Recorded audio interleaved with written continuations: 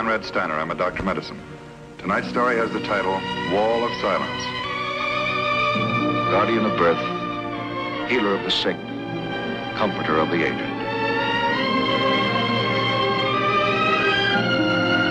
And the qualities of the worthy physician are three. The eye of an eagle, the heart of a lion, the hand of a woman.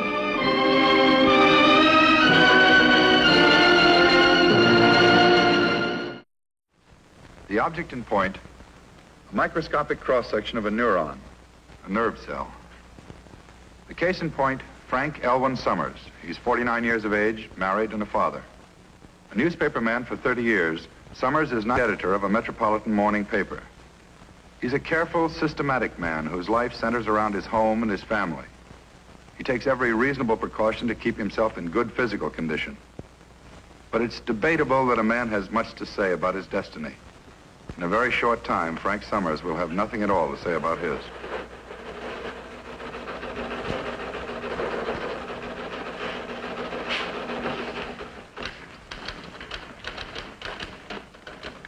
You want to check this wire copy, Mr. Summers? Mm-hmm. That's all there is. You can go on home. Thanks. Good night. Night.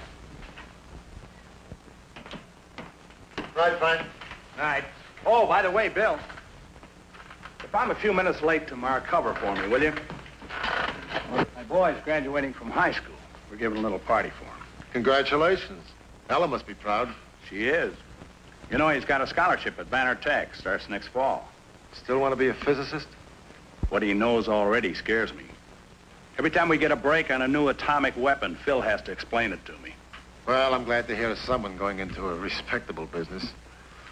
Don't worry, Frank. I'll cover for you. Thanks.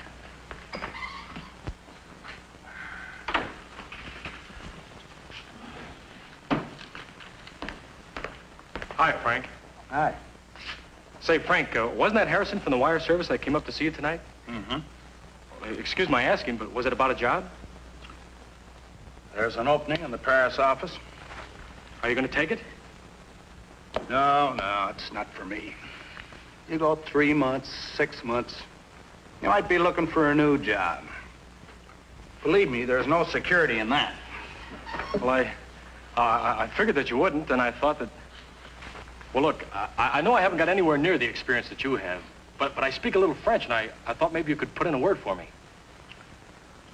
If I have a chance, I'll mention it. Thanks, Frank. Thanks a lot. Say, got a light? Sure.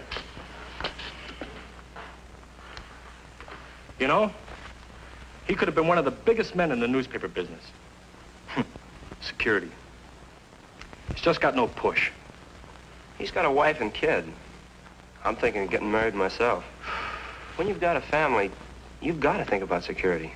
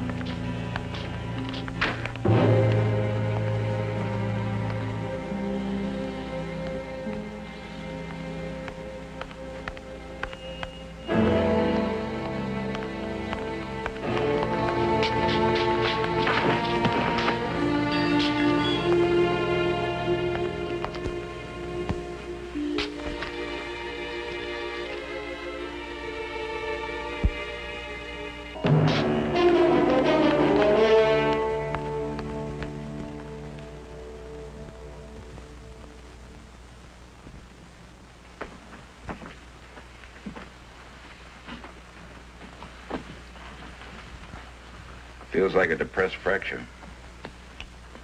Hemiplegia. Concussion. Possible depressed fracture. Probably an extradural hematoma. Prepare a cut down. We'll get some whole blood going. We're going to elevate the fracture. And he's in shock. We'll have to get the blood pressure up a little and then get an x-ray. I'll go and talk to the wife.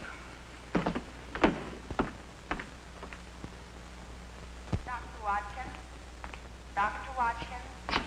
Mrs. Summers? Yes. How is he, Doctor?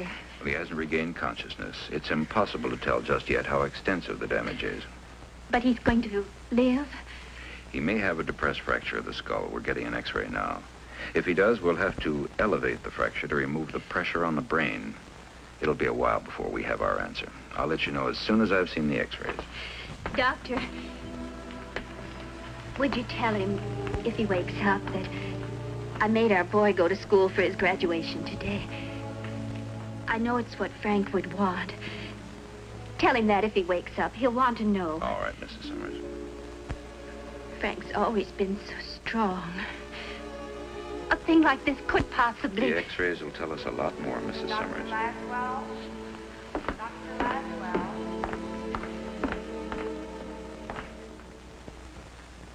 They must have hit him with a sledgehammer.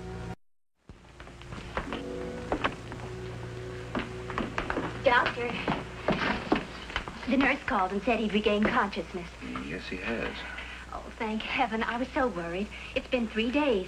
He's definitely out of danger now. Well, he's in no immediate danger, Mrs. Summers. Can I see him? Well, there are a few things I'd like to discuss with you. Well, just let me tell him I'm here. Frank, I was so worried. How do you feel, darling? Frank, what's the matter? Doctor, what is it? I tried to tell you, Mrs. Summers. Your husband can't speak just yet. I think you'd better come outside with me.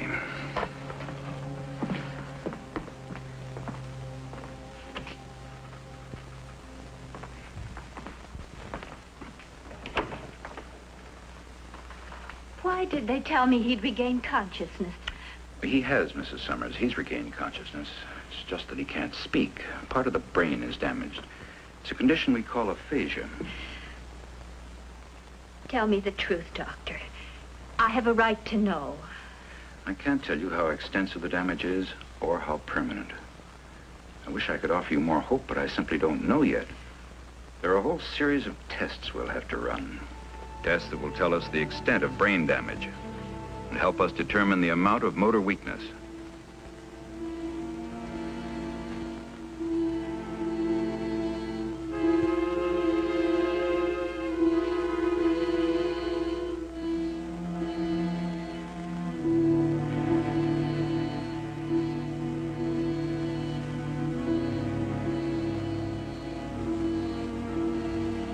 Tests to determine whether his intellectual activity is impaired. Some of the disability may be expected to disappear spontaneously. Some damage may be permanent. The hemiplegia, that is the paralysis of his right side, has already begun to clear by itself. There may be some residual weakness of the muscles, but not enough to handicap him. Then why isn't he able to speak? What exactly is the matter with him? He has motor aphasia, agraphia, and alexia. That's a technical way of saying that he's lost the power to speak, to write, and to read. Then you mean that his mind is definitely... No, His intellectual capacity seems completely unimpaired. It's just that he has no way of communicating. But even if he can't talk, he can still move his hands. Why can't he write? Well, the damage isn't to the hands or to the eyes or to the vocal cords. The damage is to parts of the brain that control all those functions. It's not easy to explain, Mrs. Summers. Look, think of the brain as sort of a central exchange in a telephone company with thousands upon thousands of connections going to every part of the country. Now, when the lines are functioning properly, you can establish instantaneous communications anywhere. When there's an accident to the switchboard, communications break down. That's a very rough analogy because the human brain is infinitely more complex than any telephone switchboard. How can everything break down without his mind being destroyed? There are many parts to the mind, many functions. A baby's mind starts as a blank.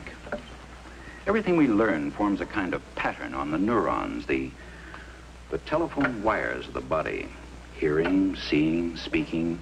Any skill we learn gradually builds up definite pathways in the neurons so that the activities become almost automatic. For instance, when we speak, we don't have to think of how tight the vocal cords should be drawn, how the mouth should be shaped, where the tongue should be held, or how much air the diaphragm should push past the vocal cords to form speech. Yet all of these activities take place in saying a simple word like mama. Now, your husband's accident damaged the centers or pathways of speech, writing, and reading. In other words, the directions for all these carefully learned skills can no longer travel over the established network. In everything else, your husband is a highly intelligent adult male. But in these three functions, he starts out on the level of a newborn baby. You mean he'll have to learn to think all over again? You're confusing thinking with communicating, Mrs. Summers. They're quite different. A child sees a hairy, four-footed animal. He learns to recognize it. He learns it's called a dog. And ultimately, he learns that it bears certain similarities to other four-footed animals, also called dogs. The child then has the concept of dogs. When he sees a dog, he knows that it's a dog similar to the first one. He learns to pronounce the name dog and to write it out, D-O-G. Now, in your husband's case, the communication centers are damaged so that it's impossible for him to say dog, to write dog, or to recognize dog when he sees it written. I want you to understand the magnitude of his problem, Mrs. Summers, but you must also understand that it's not a hopeless one. A great deal of retraining is possible. And he'll be able to speak again? I think there's a good chance. It'll depend on his will to relearn, on you, on his family. He needs a strong incentive. It's a long, hard fight for a man to make, doubly hard for a man who's still highly intelligent to have to start out again at a pre-kindergarten level. But you can repair the damage. Not repair, Mrs. Summers, but we can train new pathways. Your husband is right-handed. Like most people, the left hemisphere of the brain is the dominant. It's the side that controlled all those complicated skills. It's also the side that was damaged. Now, some of that damage may be reversible, and it's also possible to train the undamaged right side to take over part of the work. It's possible. It isn't easy. How long would it take?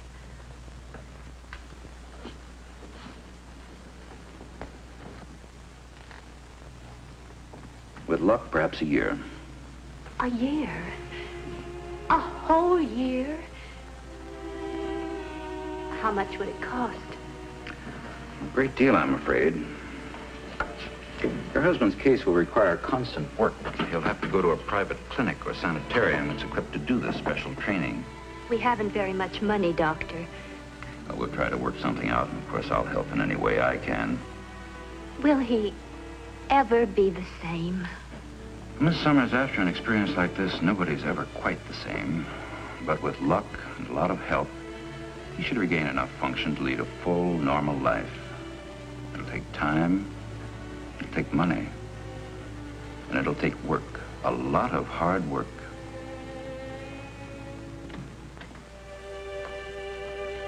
Dad. You're looking fine, just fine. I just wanted to tell you that everything's going to be all right at home. Got a job.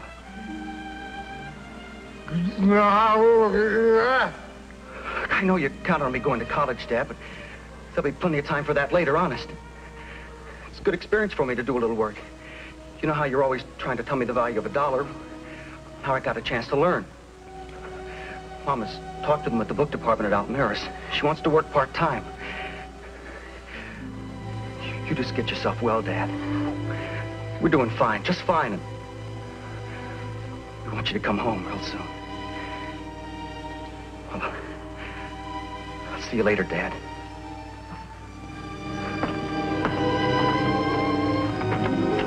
Told him. I could tell he didn't like it. Doctor, there must be something you can do. It's horrible to have to look at him like that, just lying there. It's pretty horrible for him, too, Phil. He's trapped behind an invisible wall, unable to say a thing to a single living soul. It's very lonely. I know that. I told him it doesn't make any difference about us, about how I feel. His rehabilitation and retraining can start next week at the sanitarium. His first problem will be to regain the use of his right side. This part, the process of regaining the strength of the muscles, is relatively easy. As the edema in the brain subsides, much of the movement will return spontaneously. He'll He'll probably never regain 100% use of his right hand, but the paralysis is clearing rapidly. Here he meets other aphasics and learns that he's not alone with his problem, that he's far luckier than some whose damage can't be reversed.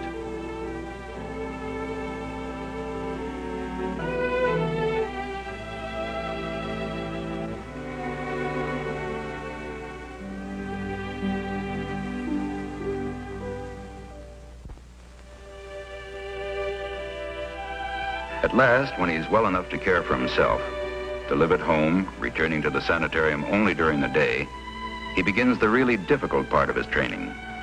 Cup.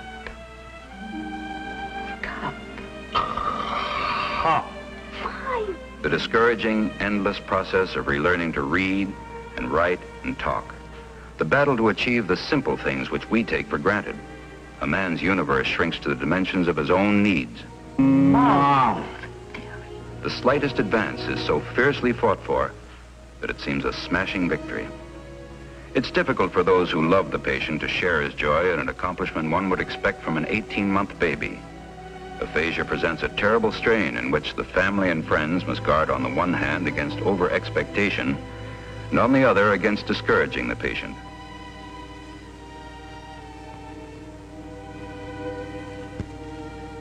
Hello, I'm fine. Hello, I'm fine. That's excellent, but I think we'd better stop. Better not overdo. Hello, I'm fine. Hello, I'm fine. Hello, I'm fine.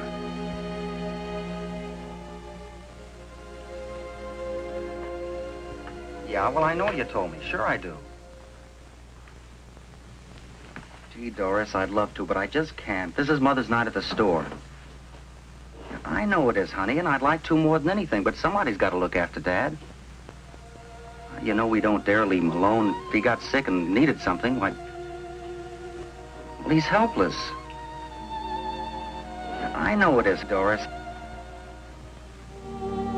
I don't know what to do, Doctor. He won't even look at me. Has he eaten anything yet? Not since he's come back to the sanitarium. I wouldn't have done anything in the world to hurt Dad. I sure didn't mean it the way it sounded, like he was crazy or something. Well, actually, there's no reason why he can't be left alone now. What you said wouldn't have upset a healthy person, Phil. You've got to realize how frustrated and useless your father feels. It's not unusual for a patient to be depressed during the course of retraining, but this is a withdrawal from something in reality which frightens him. He's probably worrying a lot about money, too, Doctor. He always has. I thought when he came home, he'd feel better about all of us being together. He used to say that a family holding together was the only security people have. Was your husband an only child, Mrs. Summers? He was an orphan. I see. Then it's natural that family and security would mean a great deal to him. He used to say that the most difficult thing was for a man to have to face life alone.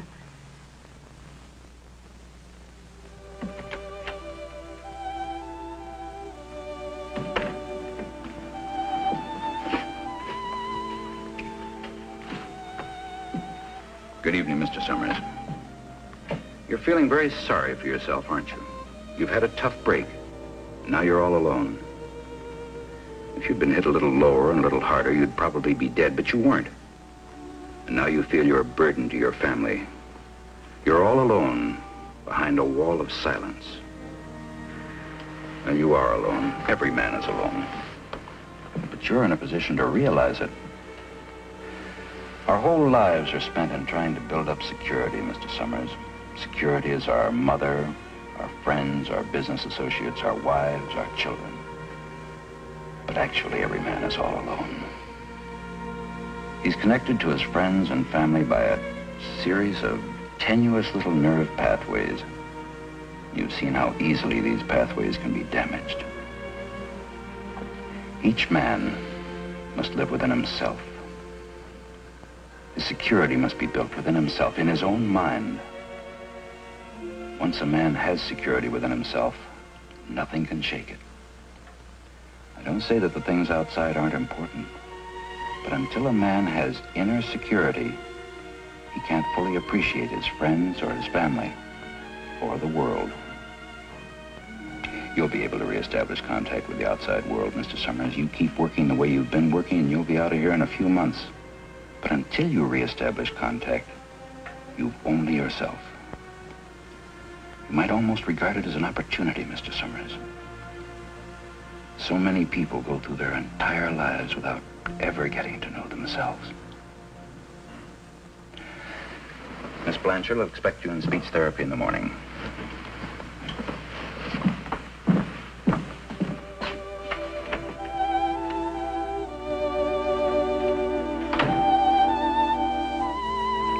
Yes, Mrs. Summers, he's showing remarkable improvement. His speech and writing are coming along well. Potatoes. He's beginning to read. Within a few months, he should be able to carry on simple conversations. Frank.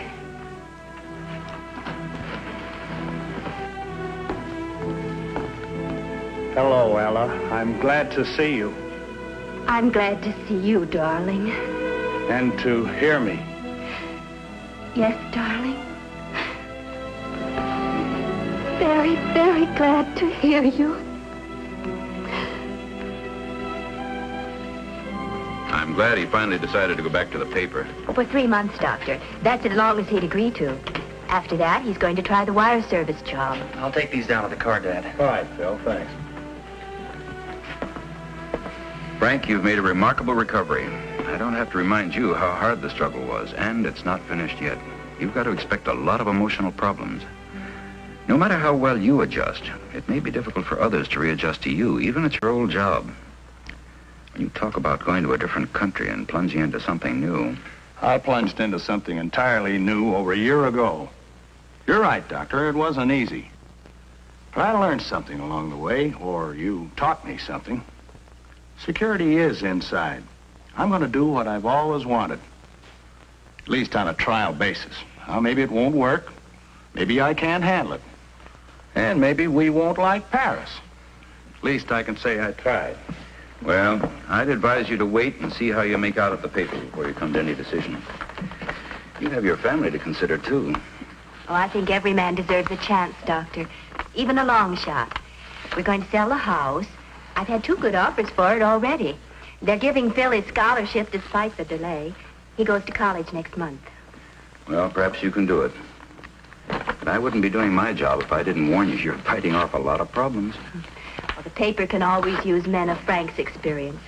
If the worst comes to the worst, we'll have had a wonderful holiday. It won't come to the worst.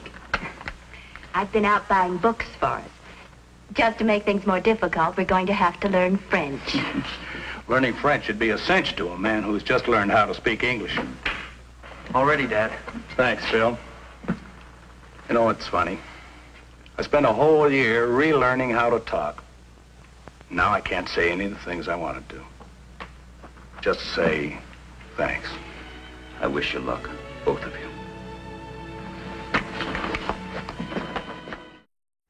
Thousands upon thousands were doomed to live out empty, useless lives, bedridden, helpless, alone. Medical science has no ready answer for the problem of damaged brain cells.